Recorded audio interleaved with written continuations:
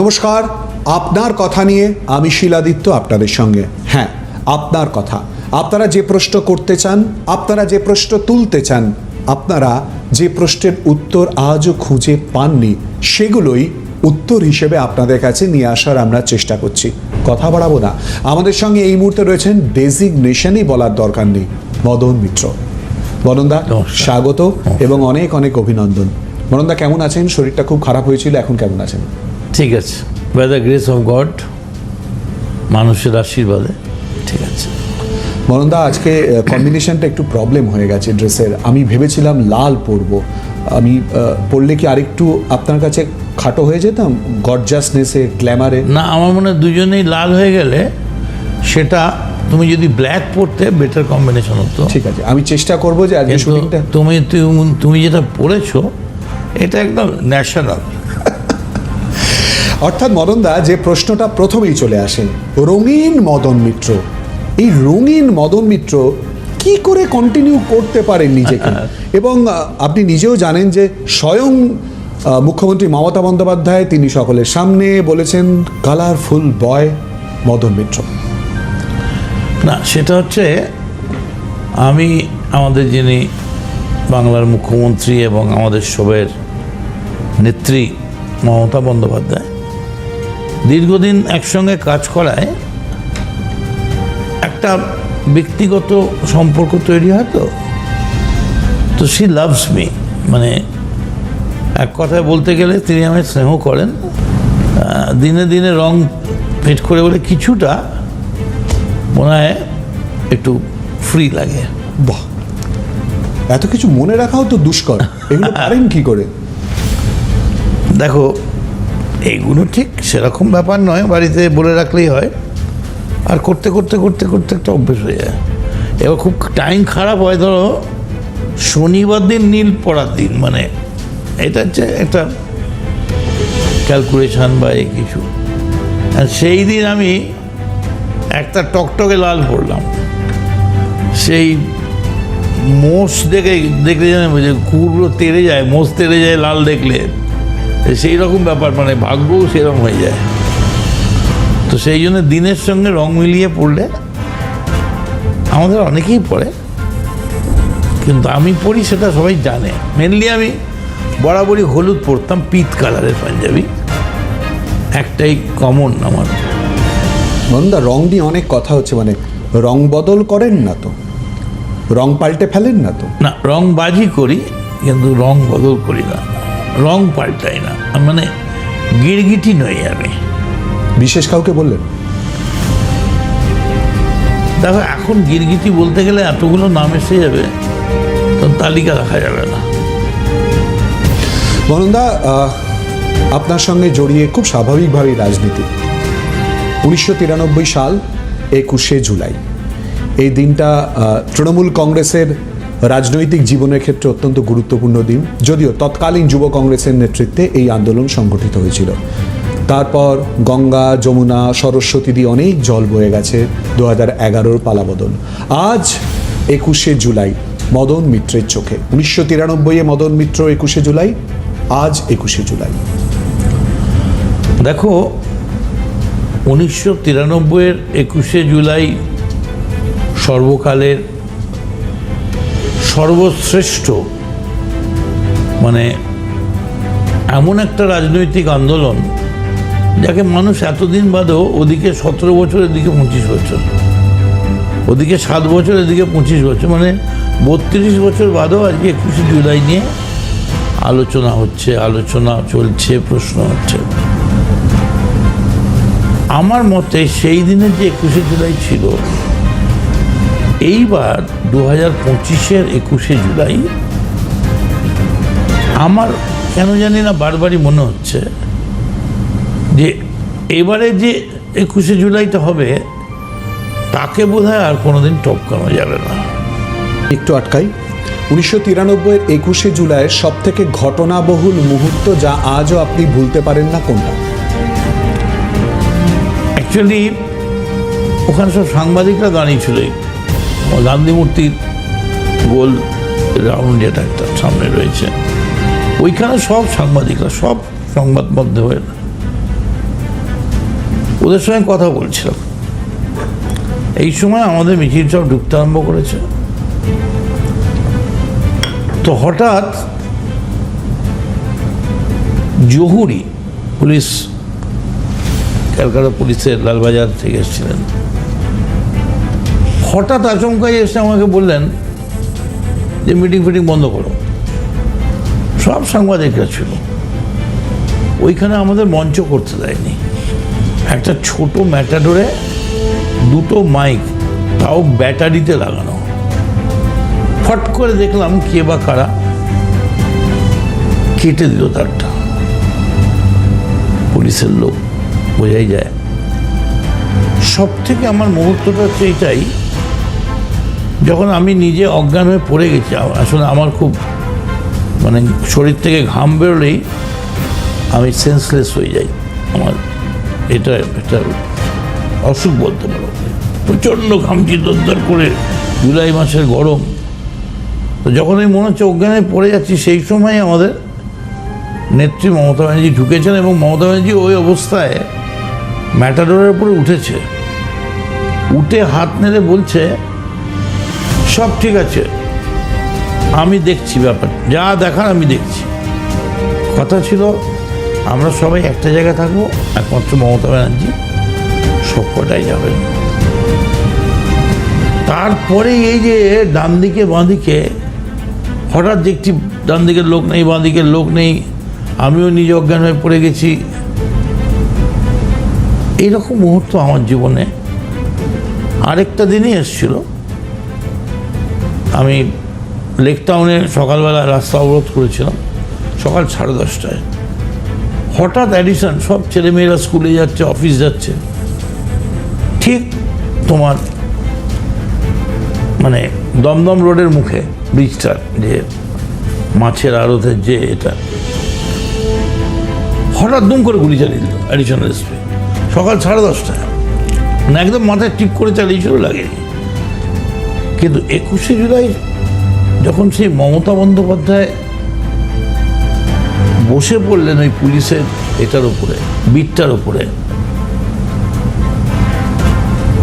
যখন তার কাছে সব জায়গার খবর এসে গেছে গুলি চলছে, ফায়ারিং, কত মরেছে তার থেকেও বেশি কত হাজার ইনজিওর্ড হয়েছে, এই মুহূর্তটা, সেই দিনের ছবিটা আমি কোনোদিন ভুলবো না। ওখানে অশোকা ছিল আমাদের বেহালার কাউন্সিলর, আর একজন মাত্র সিকিউরিটি বয়স্ক। সেই সময় সৌগত হাঁটতে হাঁটতে সামনে এসেছিলেন। তখন আমি শুনছি, বা আমরা সবাই, সব জায়গায় আলোচনা চলছে, ফিসফিস চলছে, যে আমরা নাকি মহাকরণ দখল, মমতা কয়েক লক্ষ লোক নিয়ে রাইটার্স বিল্ডিং দখল করতে গেছে। তুমি বলতে পারো আমার রাজনৈতিক জীবনের ওটাই সব থেকে বড় মুহূর্ত, যে একটা মিথ্যেকে গোয়েবলসীয় কায়দায় 10 বার জোর করে বললে সত্যি হয়ে যায়। সমস্ত মানে পুলিশ, কনস্টেবল, মিডিয়া, যার সঙ্গে দেখা হচ্ছে, তখন মোবাইল আসেনি, সবাই জিজ্ঞেস, আমাদের ছেলেরাও জিজ্ঞেস করছে, আচ্ছা দিদি কি ঢুকে গেছে, দিদি কি মহাকরণ ঢুকেছে? এখন দিদি তো সেন্সলেস হয়ে পড়ে আছে পুলিশ দিতে। ইট ওয়াজ আ মোমেন্ট। এই মুহূর্তে তৃণমূল কংগ্রেস এবং মদন মিত্র রাজনৈতিক শত্রু হিসেবে সবার আগে কাকে মনে করে? সিপিআইএম, বিজেপি নাকি কংগ্রেস? নিঃসন্দেহে বিজেপি।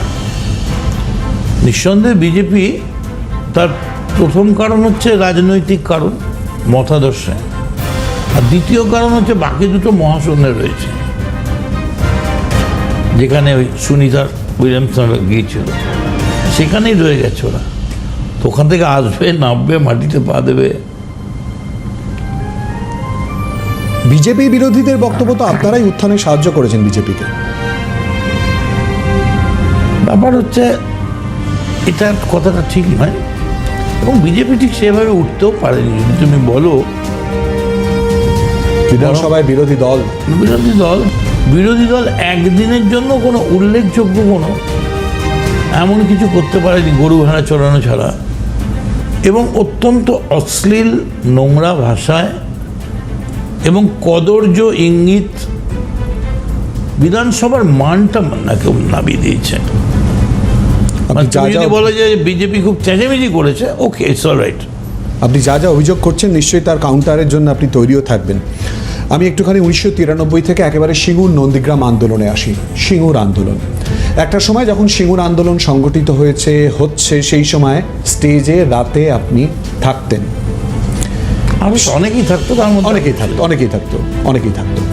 সেই স্মৃতি, সেই আন্দোলন, সেই ন্যাশনাল হাইওয়েতে থাকা, আন্দোলনকে সংগঠিত করা, আমার মনে আছে বিকেল 5টা মোটামুটি বাজলেই মঞ্চে আপনি আসতেন এবং পরপর নানান বক্তব্য এবং তারপর মমতা বন্দ্যোপাধ্যায় বক্তব্য রাখতেন।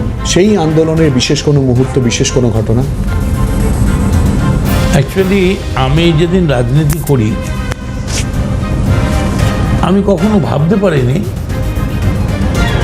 যে ন্যাশনাল হাইওয়েতে রাত্রির বেলা ঝোপঝাড়ের মধ্যে, গাছের মধ্যে সাপ রয়েছে, পোকা রয়েছে, টিকটিকি, মানে আরশোলা, ইঁদুর, তার মধ্যে একটা ইঁটকে মাথায় দিয়ে বালিশ করে শুয়ে থাকতে হবে কয়েকদিন। আমার যে টেন্টটা ছিল, টেন্ট বলতে তো কিছু ছিল না, একটা করে মাথায় তেরপল, আমারটা ছিল 22তম, যদি আমার ভুল না হয়। সেটা ছিল, দ্যাট ওয়াজ দ্য লাস্ট, মানে আমার পরেই বর্ধমান। আমি ছিলাম মহেশ্বরপুরের মুখে। আমাকে ক্রস করলেই মহেশ্বরপুর ক্রস করলেই পালশিট, বর্ধমান।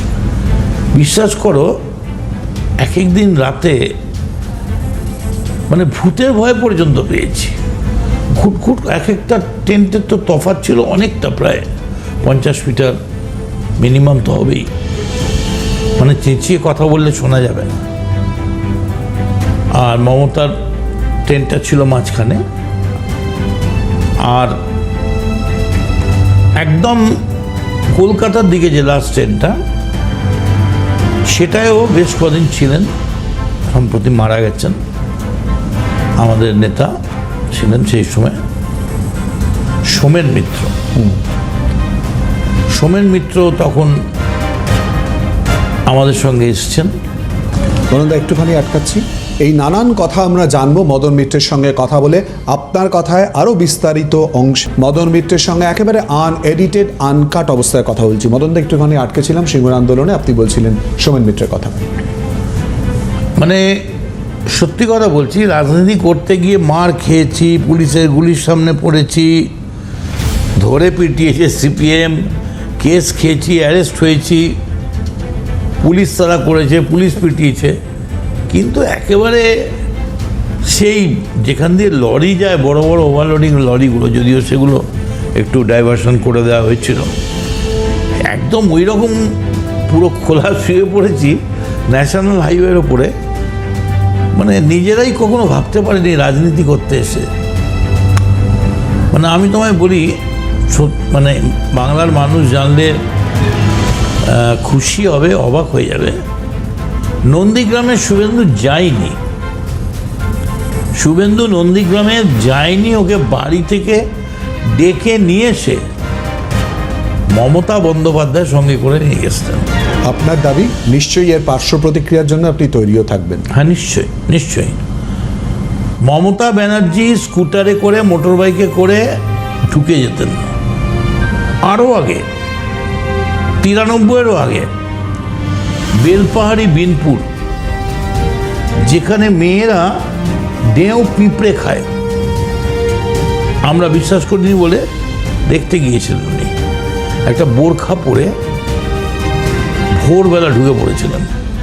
বেলপাহাড়ি, বিনপুর, ঝাড়গ্রাম, এরকম ডেউ পিঁপড়ে, ওইটাই ওদের খাবার ছিল।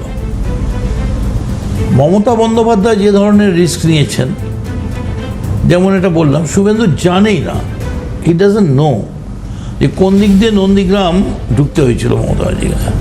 মমতা ব্যানার্জি একা, অফার ওন, সঙ্গে একটি ছেলে, স্কুটার, মোটর বাইক, ঢুকে গিয়েছিলেন। এই যে বুজ্জ ভেদ করে ঢোকা, তারপরেই কিন্তু সব ঢোকাগুলো স্টার্ট হয়েছিল। মদন মিত্র আন্দোলনের সঙ্গে একেবারে প্রথম থেকে জড়িত। মদন মিত্র, মমতা বন্দ্যোপাধ্যায়, দীর্ঘদিনে আন্দোলনের ইতিহাস। এখন কি মদন মিত্র একটু স্তিমিত, একটু শান্ত? চট করে কি আন্দোলন সংগঠিত করা যায় না? এক সময় তো শোনা যেত মদন মিত্র 5 মিনিটে প্রচুর ছেলে দাঁড় করিয়ে দিতে পারে। এখনো কি তাই? এখন করবো কার বিরুদ্ধে? অ্যাকচুয়ালি আমরা বিরোধী রাজনীতি করে করে এমন হয়ে গেছি যে শাসকের ভূমিকায় তো এখন আমি কার বিরুদ্ধে করব? আমাকে আমার দলের বিরুদ্ধে করতে হবে। তো আমি কেন করব? আমার দল, আমার সরকার ভালো চলছে, মমতা ব্যানার্জি সুন্দর চালাচ্ছেন, এবং চালাচ্ছেন বলেই নিশ্চয়ই আমরা 3বার ক্ষমতা এসেছি। আবার নেক্সট এই 26-এ ক্যান্ডিডেট থাকবে কিনা সন্দেহ, আবার 4বারের জন্য মুখ্যমন্ত্রী হবেন। মদন মিত্র কামারহাটির বিধায়ক, এটা শুনতে ভালোবাসেন? মদন মিত্র রাজ্যের প্রাক্তন পরিবহন মন্ত্রী, এটা শুনতে ভালোবাসেন? মদন মিত্র ভবানীপুরের ছেলে, কোনটা শুনতে ভালোবাসেন? আমার সব থেকে ভালো লাগে যে অনেকেও বলে যে মদন মিত্র ভবানীপুর যোগবাজারে বসে আছে। আমি কিছুদিন আগে একটা ব্যাপারে পঙ্কজ ত্রিপাঠীকে ফোন করেছিলাম, আমার কোনো জানাশোনা ছিল না।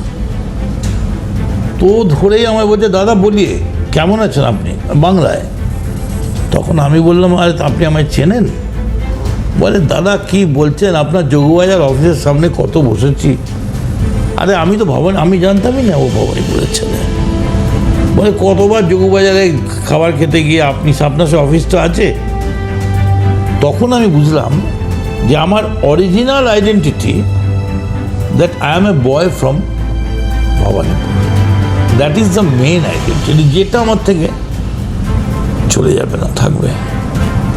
অসাধারণ উক্তি এবং উপমা কিন্তু মদনদা দিচ্ছেন যে ভবানীপুরের ছেলে, এই আইডেন্টিটি। মদনদার এসএসকেএম, বাম আমলেও এসএসকেএমে মদন মিত্রই ঢুকিয়ে দিতে পারবে, মদন মিত্রই ভর্তি করে দিতে পারবে। সেই এসএসকেএমেও কি রাশ কোথাও হালকা হয়ে গেছে? না, এখন তো সবটা সিস্টেমেটিক হয়ে গেছে। সিপিএমের সময় যেমন আমাদের ঝগড়া করে, মারামারি করে, আন্দোলন করে ঢোকাতো, এখন তো সব সিস্টেমে এসে গেছে। বাংলার মানুষ অনেকেই জানে না যে এসএসকেএমের এখন প্রায় 6টা-7টা অ্যানেক্স হয়ে গেছে। মানে হার্টের জন্য একটা, কিডনির জন্য একটা, নিউরোসার্জারির জন্য একটা, গাইনির জন্য একটা, মানে এখন এসএসকেএম অনেক বড় হয়ে গেছে। ফলে এখন তো আর আমার ভর্তি করাবার জন্যে এখন আমার কাছে শ্যামভাই কেউ বলেও না। মানে আমি এটা বুঝতে পারি যে স্মুথলি ভর্তির ব্যাপারটা চলছে। মদনদা ইতিমধ্যেই বললেন যে স্মুথলি পুরো বিষয়টা চলছে। আরও ভেতরের কথা, আরও গোপন কথা যদি বার করা সম্ভব হয়, এবং তারই সঙ্গে মদন মিত্র মানে রঙিন হয়ে থাকা গান, তাও কি আমরা ছাড়বো? মদনদা একটু আগে এসএসকেএমের কথা বলছিলাম। মদন মিত্র মানে আমরা যে সময় সাংবাদিকতা শিক্ষা পাঠ শুরু করেছি, কথা শিখেছি, ট্যাক্সি নিয়ে যখনই কোনো সমস্যা হবে মদনদাকে ফোন করতে হবে। তো মদনদা, এই যে ট্যাক্সি ইউনিয়ন, এই যে আন্দোলন, এই যে শ্রমিকের সঙ্গে মিশে থাকা, এই যে যুবদের সঙ্গে মিশে থাকা, কোথাও কি মিস করেন? দেখো, একটা লোক তো একটা কনস্ট্যান্ট এক জায়গায় দাঁড়িয়ে থাকতে পারে না। মানে মানুষ তো মুভেবল। তবে এটা ঠিক, একটা সচল লোক অচল হয়ে থাকলে তার স্নায়ুগুলো স্লথ হয়ে যায়, মানে নাইট ওয়াচম্যান হয়ে যায়। আপনি কি কিছু পাচ্ছেন না? কিছু ক্ষোভ রয়েছে? না না না, কিছু কি ক্ষোভ? মানে এখন তো আর আমার সেই যে দিনগুলো ছিল, মারামারি, আন্দোলন, চেঁচামেচি, হই হুল্লোড়, সেটা তো আমার নেই। এখন তো নতুন ইয়াং গ্রুপ এসছে, অভিষেকের নেতৃত্বে পার্টিতে একটা ইয়াঙ্গার জেনারেশন তারা গ্রিপ করছে। আমার কোনো দুঃখ নেই। দেখো, আমি একটা আমার মতো দেখতে, আমার মতো কথা বলে এরকম 1 কোটি লোক বাজারে ঘুরে বেড়ায়। আমি ভবানীপুরের থেকে আমি গেছি আমতলায়, সিপিএমের এমএলএ মারা গেছে, সিপিএমের আমলে, সহানুভূতির ভোট। সিপিএমের পলিট ব্যুরো মেম্বারের কেন্দ্র। সেখান থেকে আমি 31,900 ভোটে মমতা ব্যানার্জির দয়ায় বা মমতা ব্যানার্জির ইচ্ছায় আমি সেখান থেকে সিপিএমের আমলে, এটা কিন্তু এই ঘটনার ঘটেনি, 31,900 ভোটে ভবানীপুর থেকে 60 কিলোমিটার দূরে হচ্ছে আমতলা। আর বাই ইলেকশনে 31,000 ভোটে জেতার পরে তারপরে 2011-এ জেনারেল ইলেকশনে ওই আমতলা থেকে আমায় পার্টি নিয়ে গিয়ে ফেলেছে কামারহাটিতে। সেটাও আমার বাড়ি থেকে প্রায় 30 কিলোমিটার, ইফ নট মোর। সেখানেও 30-40 হাজারে সিপিএম জিতেছিল। সেটাকে কভার করে আমি 28,000 ভোটে জিতেছিলাম। তবে আমতলার ভোটটা আমি মনে করি সব ভোটই মমতা ব্যানার্জির জন্য জেতা, তার মুখ, she is the face of the party. কিন্তু আমতলায় আমি জীবনে কোনোদিন ভুলবো না, মমতা ব্যানার্জি 9 কিলোমিটার পায়ে হেঁটেছিলেন, 9 কিলোমিটার। একটা মিটিং করে সেখান থেকে, মিটিংটা হয়েছিল কন্যানগর, প্রায় কাছারি, ওই বড় কাছারির কাছে। সেইখান থেকে হেঁটে উনি ঠাকুরপুকুরের মোড় অব্দি এসেছিলেন, 9 কিলোমিটার। মরণদা, আপনি কথা বললেই মাঝে মধ্যে দল অস্বস্তিতে পড়ে যায়, তাই কি, নাকি এটা তৈরি করা? এখন বোধহয় আর পড়ছেন না। তার মানে পড়েছিল না, হয়তো প্রত্যেকটা লোকই তো যেতে তো হোঁচট খেতেই পারে, যে কোনো মানুষ হোঁচট খেতে পারে, যে কোনো মানুষের ব্যাপারে দল হোঁচট খেতে পারে। আমাকে নিয়েও হয়তো দল কখনো কখনো হোঁচট খেয়েছে। তবে এখন আমার ধারণা আমাকে নিয়ে হোঁচট খাওয়ার মতো দলের এখন কোনো এরকম কোনো কারণ নেই বা কিছু নেই। তুমি যদি আমি বলো হঠাৎ এই হোঁচট খাওয়া বন্ধ হলো কেন, তার কারণ আমি হোঁচট খেয়ে বা হোঁচট খাইয়ে নিজে বুঝতে পেরেছি যে হাঁটতে গেলে আরও সতর্ক হয়ে হাঁটতে হবে। কেউ তোমার হাত ধরে থাকবে না, কেউ তোমায় পেছন থেকে এরকমভাবে নিয়ে যাবে না, তোমাকেই তোমার ভারটা। মরণদা, কি ব্যাপার বলুন তো, আমি তো চিনতে পারছি না আপনাকে। আপনি তো দার্শনিকের মতো কথা বলছেন। মানে মদন মিত্র মানে একটা হই হই ব্যাপার, একটা ফাটিয়ে দেবে, একটা দুর্দান্ত কথা। আমি বুঝতে পারছি না, মানে এটা দ্রুত আমূল পরিবর্তন কি হলো? এত স্পষ্ট কথা বলা বন্ধের বিষয় মনে হচ্ছে, কিসের ইঙ্গিত? না, it's a magic of Mamata Banerjee. Mamata Banerjee যেভাবে চালাচ্ছেন, মানুষ যেভাবে আছে খুশি, এবং আমরাও বুঝতে পারি যে মহাপ্রসাদ। আমি কালকে দেখলাম সন্দীপ বাবু তিনি গ্রহণ করছেন, আমার বুকটা ফুলে উঠল যে সন্দীপ রায়ের বাড়ি থেকে এরকমভাবে হাত নিয়ে দীঘার মহাপ্রসাদ লি রোডের, বিশপ লিফ্রয় রোডে তৃণমূলের কাউন্সিলর গেছে, কোথাও কিছু বলেনি। আমি একটা কথা বলি, তুমি যেটা বলছো যে দুরন্ত মদন মিত্র, আগ্রাসী মদন মিত্র, এটা ঠিক না। কারণ দলটা তো অনেক কষ্ট করে তৈরি হয়েছে, দলটা অনেক কষ্ট করে হয়েছে, এবং দলের জন্য যারা খুব কষ্ট করেছেন তাদের কথা ভেবে আমার মনে হয় যে নিজেকে একটু কন্ট্রোলে রাখা উচিত, যাতে আমার জন্যে। তবে এইটুকুন আমি তোমার সামনে বলতে পারি, গর্ব নয়, অত্যন্ত বিনয়ের সঙ্গে, যে আমায় নিয়ে আমার দলকে কোনোদিন জনগণের কাছে বিড়ম্বনা করতে হয়নি। Any time, any constituency, anywhere in Bengal, I am ready to contest. আমার জন্য দলকে বিড়ম্বনায় আমি অ্যারেস্ট হয়েছি। একটা কালো পতাকা আমার বাড়ির সামনে কোনোদিন যায়নি। আমি অ্যারেস্ট হয়েছি, আমার ব্যাংক অ্যাকাউন্ট সিজ হয়নি। আর আমি অ্যারেস্ট হওয়ার পর আমার মার্জিন ডবল হয়ে গেছে। ফলে, এবং আমি কিন্তু I was the first victim of Ponzi scheme.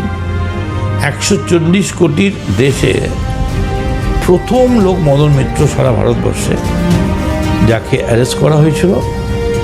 এবং 2008-এর মামলা, এটা 2025। কতটা কষ্টের সেই সময়কার পরিস্থিতি, বা কীরকমভাবে সামলেছিলেন? বারবার করে অভিযোগ, চারিদিকে আলোড়ন, আলোচনা, ভিড়, মিছিল, আগুন জ্বলা, ধাক্কা, হাজার হাজার, 20,000, 30,000। কিন্তু আমি মনে করি যে সুদীপ ব্যানার্জি বা আরো অন্য কেউ, এরা যে কষ্ট পেয়েছিলেন অন্য রাজ্যে গিয়ে, আমার জন্য এটা সেই কষ্টটা আমি কোনোদিন পাইনি। কারণ এইটা ছিল আমার জেল, মানে আমি যেখানে থাকতাম, আর এইটা ছিল মমতার বাড়ি। মানে ঢিল চুনলেই মমতা ব্যানার্জির বাড়ি। মানে মমতা ব্যানার্জির বাড়ির সামনে কোনো মিছিল হলে, মিটিং হলে, মাইক ধরলে আমি শুনতে পেতাম মমতার বলা। তো এটা আমার একটা রিলিফ ছিল যে ইয়েস, আমি প্রিজনে আছি কিন্তু বাড়িতেই রয়েছি। 2026-এ আপনি টিকিট পাবেন? সেটা দল বলতে পারবে। দল যদি মনে করে টিকিট দেবে। অ্যাকচুয়ালি আমি তো একটা কথা বলি, আমি শুভেন্দু অধিকারী নই। শুভেন্দুকে অনেক দিয়েছিল দল। আমাকে তাড়িয়ে না দিলে, ঘাড় ধাক্কা দিয়ে ঘরের ভেতর থেকে একেবারে বের না করে দিলে, আমার মৃত্যু পর্যন্ত আমি দলত্যাগ করব না।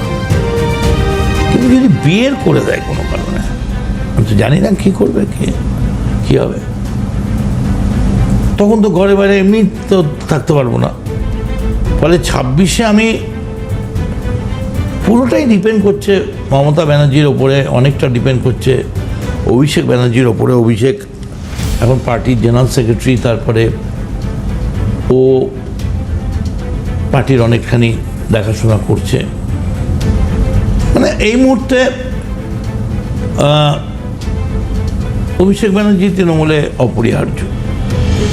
ফলে মমতা ব্যানার্জি এবং Abhishek Banerjee, Mamata is our face and Abhishek is our weapon. যদি দল টিকিট দেয় ভালো করব। আমি যখন অ্যারেস্ট ছিলাম তখনও তো দল দিয়েছে।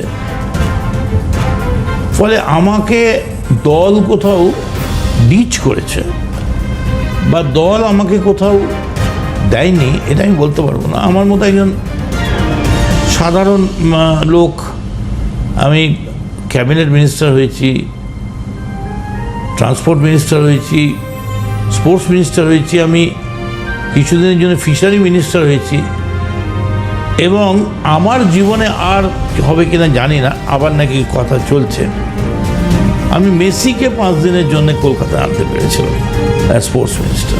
এই জন্যই তো কালারফুল মদন মিত্র বলে প্রসঙ্গটা তুললাম। মদনদা, একটু আপনি ইতিমধ্যেই, আমি ভেবেছিলাম একটু আলাদা করে নাম ধরে ধরে জিজ্ঞেস করবো, অভিষেক বন্দ্যোপাধ্যায় এবং আরও, আপনি অভিষেক বন্দ্যোপাধ্যায়ের সম্পর্কে ইতিমধ্যেই বলেছেন। আরও কতগুলো নাম একটু শুধু উচ্চারণ করছি, আপনি তাদের সম্পর্কে কী ভাবেন? কল্যাণ বন্দ্যোপাধ্যায়। কল্যাণ ভালো lawyer, is a good lawyer.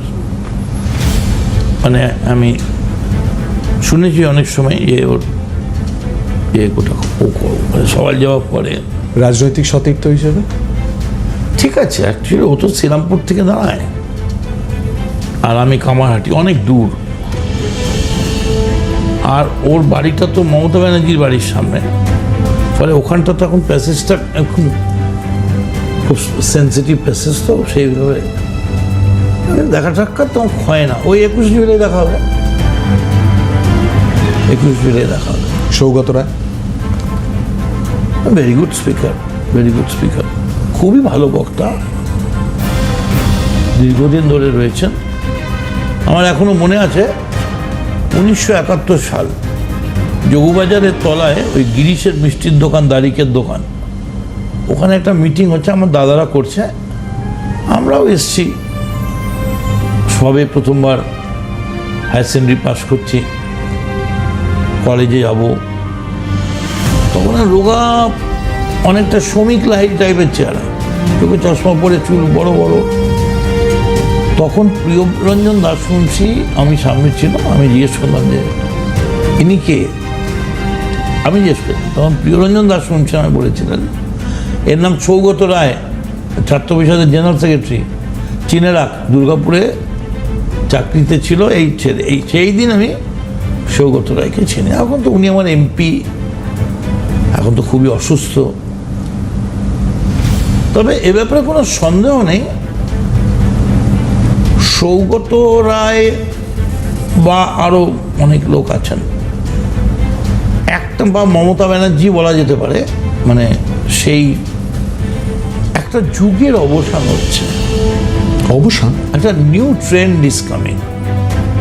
মানে ধরো আগে গান হলে বলতো বেদনার কলি তুমি, বেদনার কলি তুমি, দাও ভালো বেশে বধূ।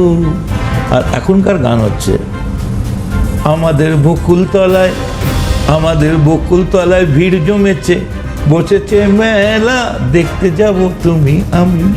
ও লাভলি। সেই ট্রেন্ডটা চেঞ্জ করে গেছে একটু। টুইস্ট আপনার থাকবে ইন্টারভিউতে, আমি অপেক্ষা করছিলাম। আপনি ও লাভলিতে চলে এলেন। বলুন এই গান, আপনি তো রবীন্দ্রসঙ্গীত প্রীতি আপনার একটা রয়েছে, কিন্তু তার সঙ্গে এই যে এমএম হিসেবে একটা সামনে চলে আসা গান, হিরোইনরা সঙ্গে চলে এলো, এটার কারণ, উদ্দেশ্য, বিধেয় এগুলো কি? দেখো আমি তোমার একটা কথা বলি, যে বাড়িতে আমি জীবনের প্রথম দিন দেখেছি, ভবানীপুর, 1875 সালের বাড়ি, আমার ঠাকুরদাদা করেছিলেন, সেই বাড়িতেই সেই ঘরেই রয়েছি। আমার নামে কোনো দিন কোনো 498 মামলা হয়নি। বিয়ে যাকে করেছিলাম তার সঙ্গেই রয়েছে, একটাই বিয়ে করেছি। আর পার্টিও একটাই পার্টি করছি বলতে পারো, কারণ আমরা সবাই কংগ্রেস থেকেই এসেছি। মানে কেউ কংগ্রেস ত্যাগ করে আসেনি, কংগ্রেসটাকে একদম খোলস থেকে বার করে দিয়ে, ফলে একটাই পার্টি, একটাই বউ আর একটাই বাড়ি। অনেকগুলো কথা ইতিমধ্যেই মদন মিত্রের কাছ থেকে আমরা শুনলাম, জানলাম, আর তারই সঙ্গে গানও আমরা, মানে আমাদের দর্শকরা আপনার কথায়, আপনি মদন মিত্র আপনাদেরকে উপহার দিয়ে দিলেন। আরও অনেক কিছু পাওনা আমাদের রয়েছে, কি জানবো ছোট্ট। সঙ্গে রয়েছেন মদন মিত্র। মদনদা, আপনি বলছিলেন যে জীবনে যা করেছি একটাই, পরিবার, স্ত্রীর কথা উল্লেখ করলেন, দলের কথা উল্লেখ করলেন, নেত্রীর কথা উল্লেখ করলেন। আপনি বলছিলেন যে সেই মদন মিত্র কি করে এখনো দৌড়ঝাঁপ করবে ইত্যাদি। তা বলে মদন মিত্রকে হুমকি ফোন, আপনি এইসব কথা বলছেন, লোকে তো ভাবতেও পারবে না। মদন মিত্র হুমকি ফোন পেলে আমি, আপনি সাধারণ মানুষ, তারা তো আরও সমস্যা। আর আপনি সরকারের ক্ষমতাসীন দলের বিধায়ক। দেখো এখন এই সাইবার ক্রাইমটা, এই ফোনের ব্যাপারটা না খুব গন্ডগোল হয়ে গেছে। মানে আমি তোমায় ফোন করে যদি বলি ফোন করিনি, তুমি প্রমাণ করতে পারবে না আমি ফোন করেছি। আমি বলবো এআই করেছে। ফলে এখন আর এইসব এই থ্রেট কল আর এই কল, এগুলো সব সহ্য হয়ে গেছে। আপনি তাহলে পেয়েছিলেন? পলিটিক্স করি, থ্রেট কল পাবো না এ কখনো হয়? পরিচিত কারোর কাছ থেকে?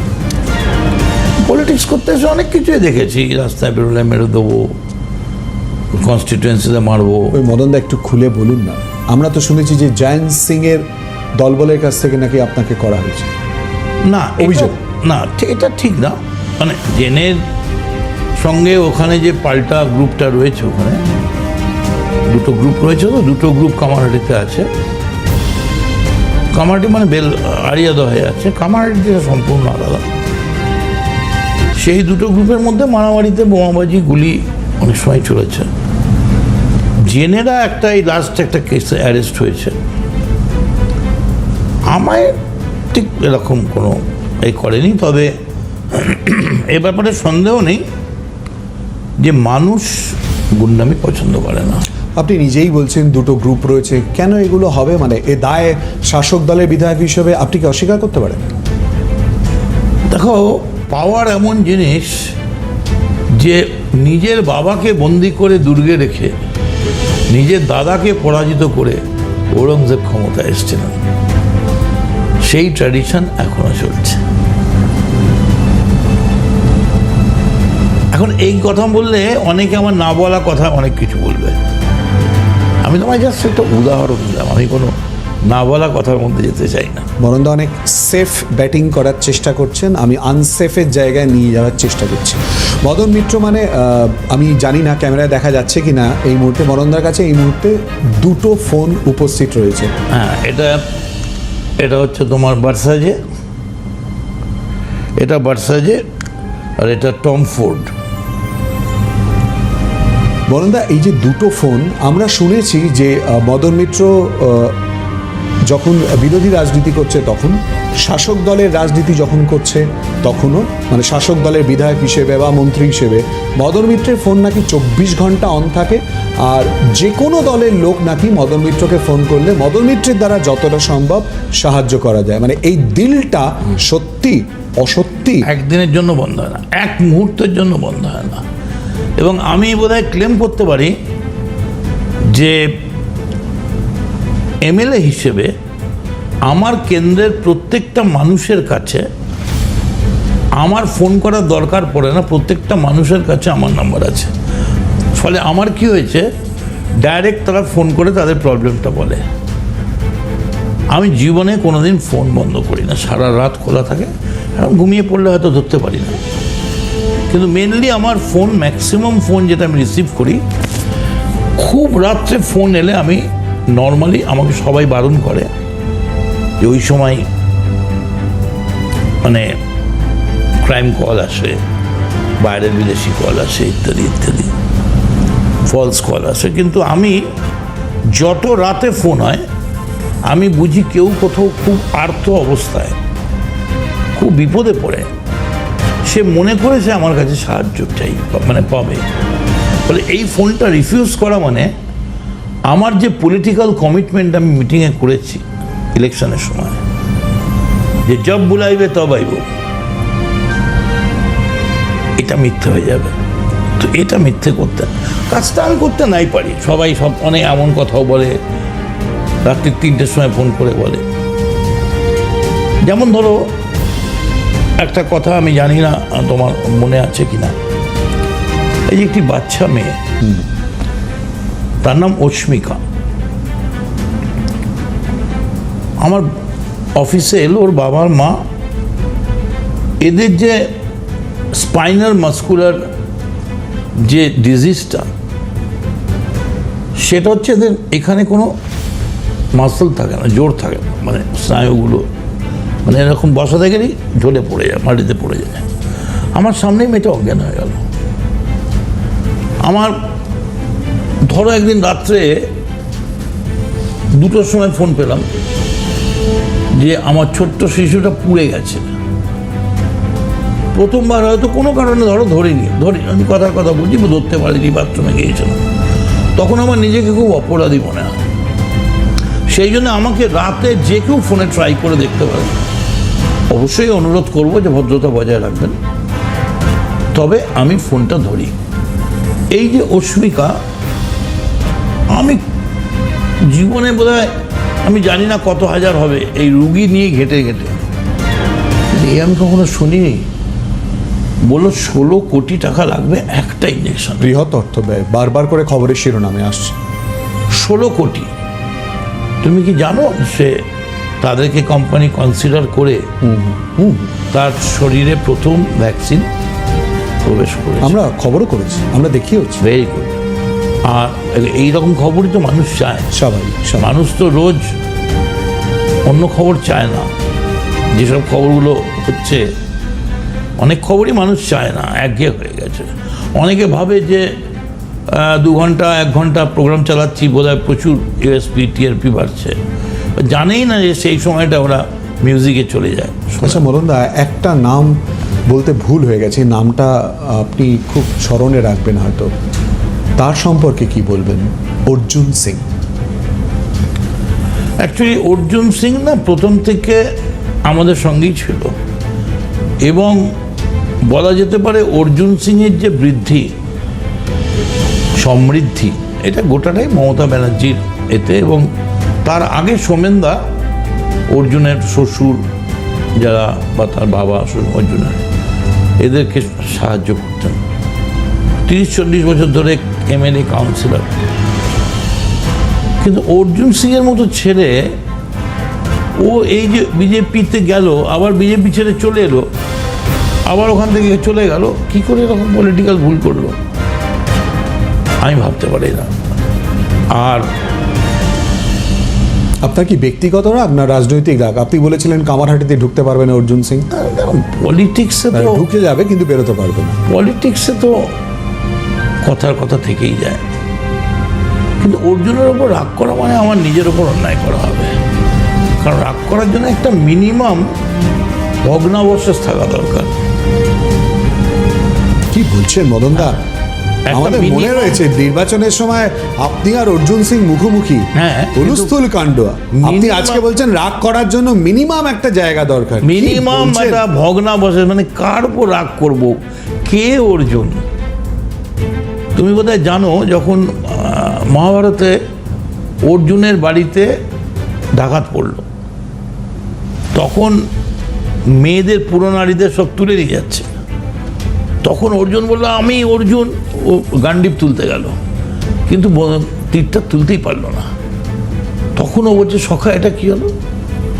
তখন ওপর থেকে অন্তর্যামী ওপর থেকে বলছে, সোনা মানে কৃষ্ণ বলছে যে আসলে তুমি নিমিত্ত মাত্র, তোমার যা করার ছিল হয়ে গেছে, এখন তোমার সামনে দিয়ে তোমার বউ ডাকাতি হয়ে গেলেও তুমি কিছু করতে পারবে না, কারণ ওটা তোলার আর তোমার ক্ষমতা নেই।